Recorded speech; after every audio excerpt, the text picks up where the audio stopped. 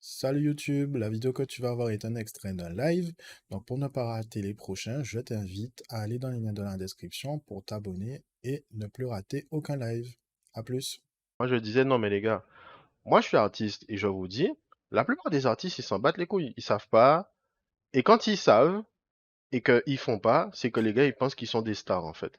Mais la plupart des artistes, juste, ils savent pas. Moi, je sais parce que je suis bilingue j'ai- et j'ai même de la chance d'être bilingue. Mais en vrai, j'ai appris l'anglais en autodidacte. Donc, si moi je sais les choses, c'est parce que je me suis sorti les doigts et j'ai galéré, j'ai pris du temps. Même moi, il y a plein de trucs que je sais pas encore aujourd'hui et que je galère à trouver les informations ou juste j'ai pas pensé à chercher l'info, tu vois. Mais si les artistes eux-mêmes, ils font pas l'effort de s'intéresser à leur carrière, frère, enfin la carrière qu'ils ont envie d'avoir, parce que personne n'est professionnel à part Kalash et les artistes legacy comme Fuckley, Chris, Admiralty. On a des artistes Zouk, mais ils ont pas le brand name en fait. Ils ont pas un nom de marque que dès que tu entends leur nom, tu te dis ah oui, c'est quand son prochain concert, tu vois. Et je me trompe peut-être hein, parce que j'ai rien à foutre du Zouk, mais moi je pense que pour que ça se passe, il faut que les artistes fassent un effort. Et Kalash, il est en train de nous montrer des choses qu'on n'a pas encore vues, enfin jusqu'à maintenant, moi, que j'avais jamais vu. Même les artistes américains, ils font pas ça. Des artistes qui ont des noms de marques, on aurait dit que Kalash a boycotté tous les médias français, sauf ceux que lui a choisis. Missy est apparu sur des médias de niche, genre des gens qui parlent de vêtements, euh, des petits médias qui parlent de musique urbaine, d'artistes, nanana. Et les seuls gros trucs que je l'ai vu faire, et peut-être que j'ai pas tout vu, c'était Click et un podcast Apple Music avec Mehdi, j'oublie c'est quoi son nom, mais un gars important, nanana. Et je me dis, ça c'est du jamais vu, c'est totalement inédit. Mais la raison pour laquelle lui, et c'est ça aussi, lui, il peut se permettre ça parce qu'il est un artiste qui a pété tous les records en France de streaming, de rétention, parce qu'il a retenu l'attention des Français et du monde, au final.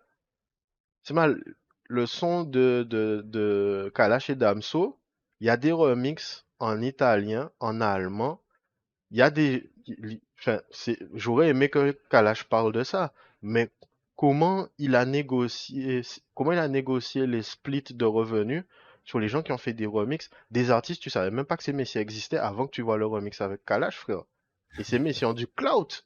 Ces messieurs sont connus dans leur pays. Tu te dis, mais, bouh, mes amis, mais, oh là, ces messieurs sortis. T'as même un DJ qui a remixé le son, et du coup, le son, il a une autre vibe et tout. Mais, on parle pas de ça. Donc, moi, je suis un artiste. Je regarde tout ça. La raison pour laquelle moi, j'ai pas encore fait tous les trucs, enfin, bon, on va y venir. Donc, pourquoi je suis intervenu, c'est parce que moi, j'avais un souci avec leur perspective. Je voulais rétablir un peu la vérité. Il y a un moment donné où j'ai causé un petit peu des vagues parce que les gens parlaient de ouais, les artistes font pas ci, les artistes font pas ça. Et je disais par contre, les gars, faut vous rappeler que il y a une période où Henri Debs était le seul label important en Guadeloupe.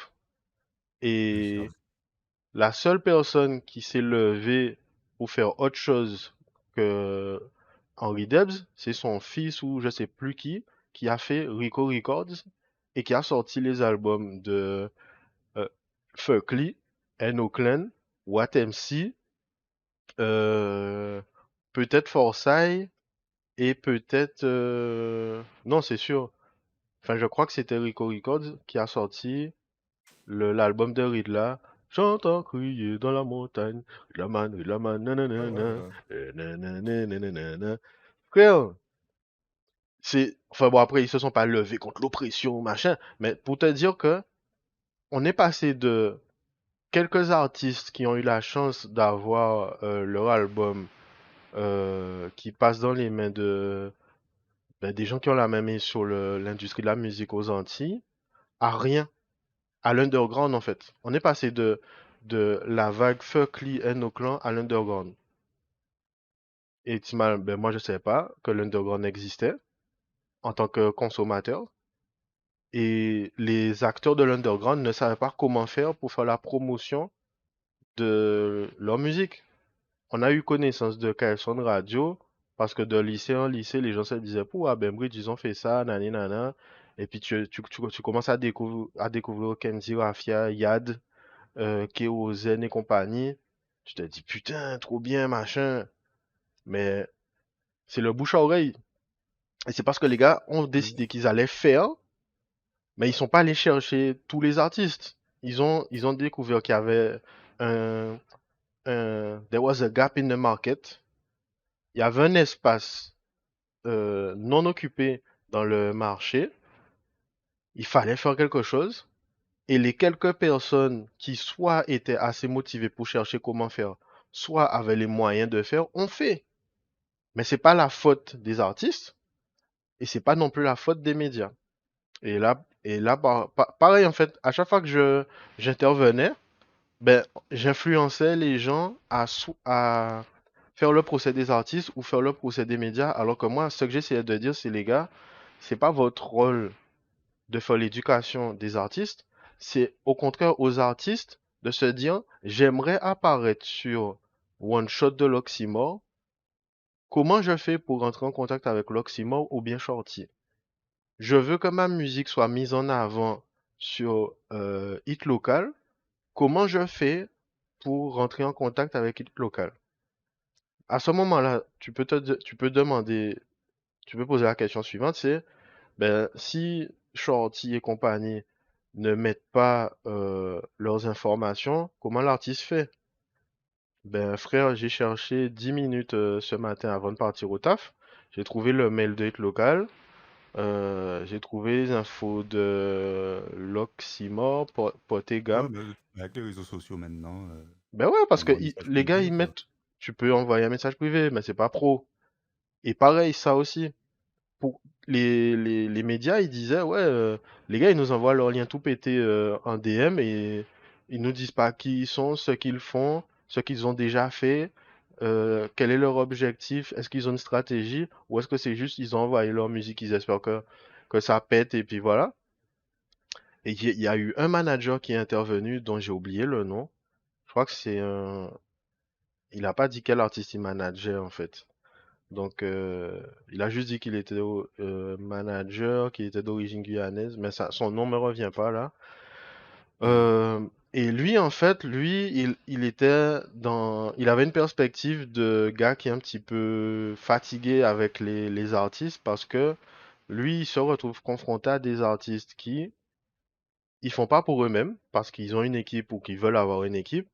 Et quand leur équipe leur dise, ben frère, il y a une marge de progression, c'est pas parce qu'on est avec toi que ça va péter du jour au lendemain. Au contraire, c'est maintenant qu'il faut bosser, tu vois.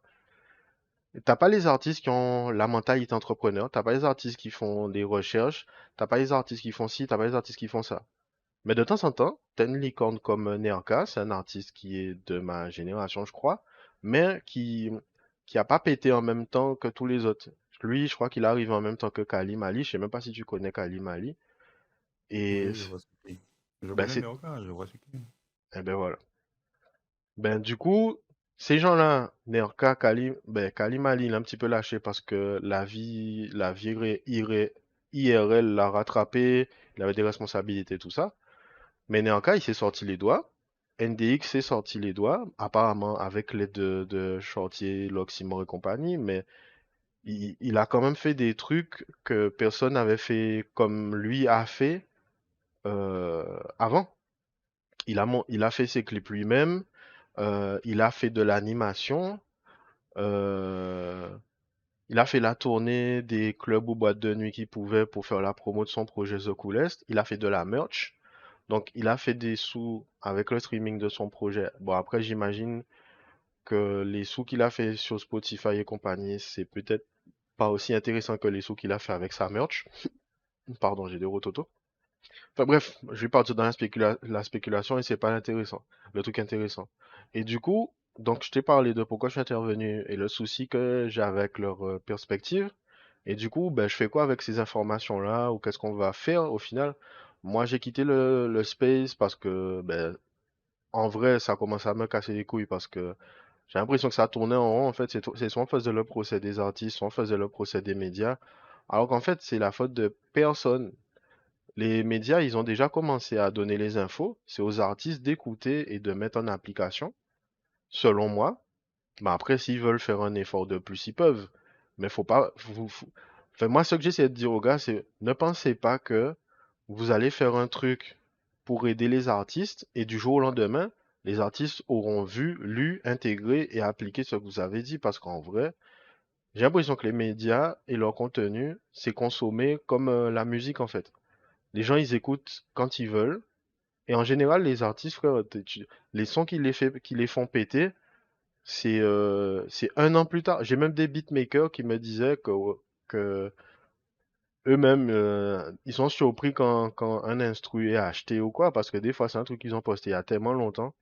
Et moi-même, j'ai fait le cours à des beatmakers. J'ai mis 20 ans à faire un son sur leur instru. Finalement, j'ai mixé le son, je veux l'uploader sur Spotify, je viens pour acheter l'instru. Ben, ils avaient déjà retiré l'instru de la plateforme où tu peux acheter, en fait. Ils ont vu que Ouais. l'instru se vendait pas, ils ont retiré ça, mais ils n'ont pas pensé à supprimer la vidéo sur YouTube.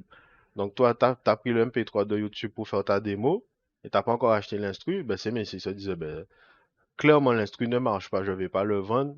Il y a un moment ça, tu vois. Ouais, ouais, normal, hein. Donc, moi, ce que j'ai appris, et ce que je vais faire, je pense, c'est, tu vois là, j'ai mon clip qui sort le 28. Le 28, c'est quand? Le 28, c'est mardi prochain. Ouais. Eh ben, allons écrire un mail tout de suite là. Allons écrire un mail professionnel à Hit Local tout de suite. Salut YouTube, si la vidéo t'a plu, je t'invite à liker, commenter, partager.